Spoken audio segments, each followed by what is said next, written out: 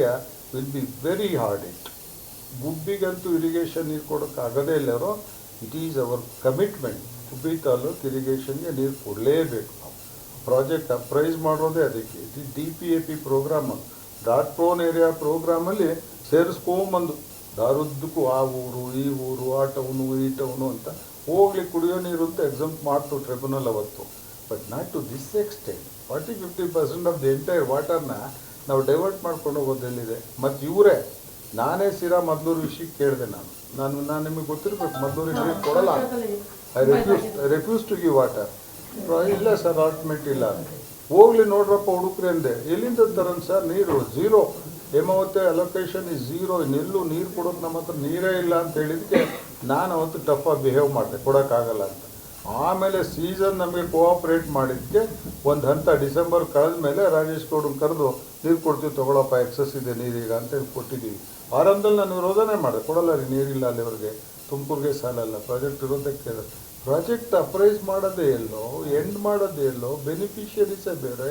ಇವತ್ತು ಬೆನಿಫಿಷಿಯರಿ ಯಾವತ್ತು ನಾನು ಮಿನಿಸ್ಟ್ರಾಗಿ ನಾನು 1 TMC ಎನ್ಶೂರ್ ಮಾಡಿಕೊಟ್ಟೆ ಕುಣಿಗಲ್ಗೆ.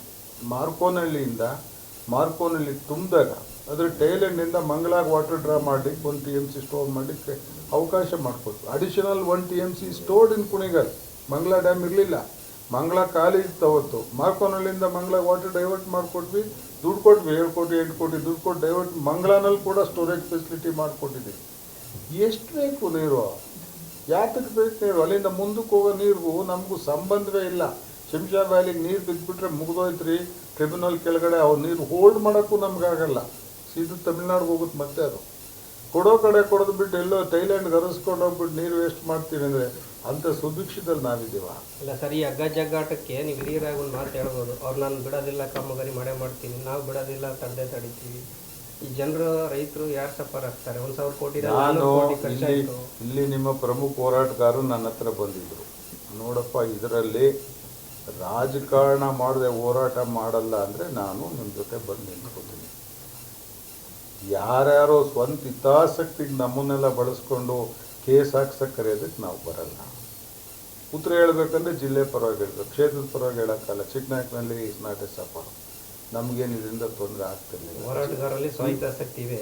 ಹೋರಾಟಗಾರರು ಆ ಭಾವನೆಯಲ್ಲಿ ಬಂದು ಕಾಂಪ್ರಮೈಸ್ ಆಗಲ್ಲ ಅನ್ನೋ ಸ್ಥಿತಿ ನಮ್ಗೆ ಗೊತ್ತಿದ್ರೆ ಯಾವತ್ತೂ ಜಾಯ್ನ್ ಆಗ್ತಿದ್ದೆ. ಅಲ್ಲ, ಈ ಹೋರಾಟಗಾರರು ಸ್ವಹಿತಾಸಕ್ತಿ ಮೇಲೆ ಹೋರಾಟ ಮಾಡಿ ನಂಗೆ ಗೊತ್ತಿಲ್ಲ. ನನಗೆ ಶಿವಕುಮಾರ್ ಏನು ಕಾಟ ಹಿಡ್ಕೊಂಡು ಕೂತಿದ್ದಾರೆ ಸರ್? ಅವ್ರ ಕ್ಷೇತ್ರ ಸರ್, ಅವ್ರು ಈ ಸರ್ವಿಂಗ್ ಇಸ್ ಕಾನ್ಸ್ಟಿಟ್ಯೂನ್ಸಿ. ತಪ್ಪಂಗಾಗುತ್ತೆ. ಈಗ ನಾನು ಚಿಕ್ಕನಾಯಕಗಳಿಗೆ ನೀರು ತೊಗೊಂಡು ಹೋಗ್ತೀನಿ, ನಾನು ಹೌದಪ್ಪ ನನ್ನ ಕ್ಷೇತ್ರಕ್ಕೆ ನಾನು ಸ್ವಲ್ಪ ಕೆಲಸ ಮಾಡ್ಬೇಕಂತ ತಗೊಂಡು ಹೋಗ್ತಾರೆ.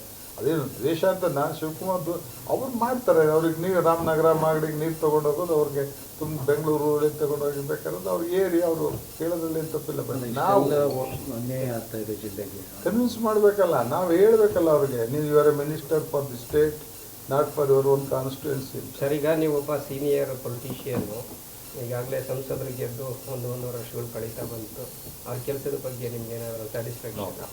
ನಾನು ಅವ್ರ ಬಗ್ಗೆ ಮಾತಾಡೋಲ್ಲ. ಇಲ್ಲ ಸರ್, ಒಬ್ಬ ಸಾಮಾನ್ಯನಾಗಿ ನೀವು ಬೇಕಾದ್ರೆ ಮಾಡು, ನಾನು ಅವ್ರ ಬಗ್ಗೆ ಮಾತಾಡೋಲ್ಲ. ಬಿಜೆಪಿಯಲ್ಲಿ ಆಗ್ತಿರ್ತಕ್ಕಂಥ ಬೆಳವಣಿಗೆಗಳು ಮುಂದಿನ ಚುನಾವಣೆಗೆ ಮಾರಕಾಗುತ್ತೆ. ನಿಮ್ಗೆ ಹೇಳಿದ್ದೀನಿ ರಾಜಕೀಯ ಚರ್ಚೆ ಮಾಡಲ್ಲ ಅಂತ. ಅಲ್ಲ, ಈ ಮೈತ್ರಿ ಮುಂದುವರೆದು ಹೇಗೆ ಸರ್? ಏನು ಹೇಳಿ ನಾವು ಯಾರು ಉತ್ತರ ಹೇಳಕ್ಕಂತಿಲ್ಲ. ಅಲ್ಲ, ಈಗ ನಿಮಗೆ ಮೈತ್ರಿ ಮುಂದುವರೆದಾಗ ಅಲ್ಲಿ MLA ಇದ್ದಾರೆ ನಿಮ್ಮ ಕ್ಷೇತ್ರದಲ್ಲಿ, ಅದಕ್ಕೆ ನಾವೇನು ಮಾತಾಡಲ್ಲ ಅಂತ ನಿಮ್ಗೆ ಹೇಳ್ತಿರೋದು.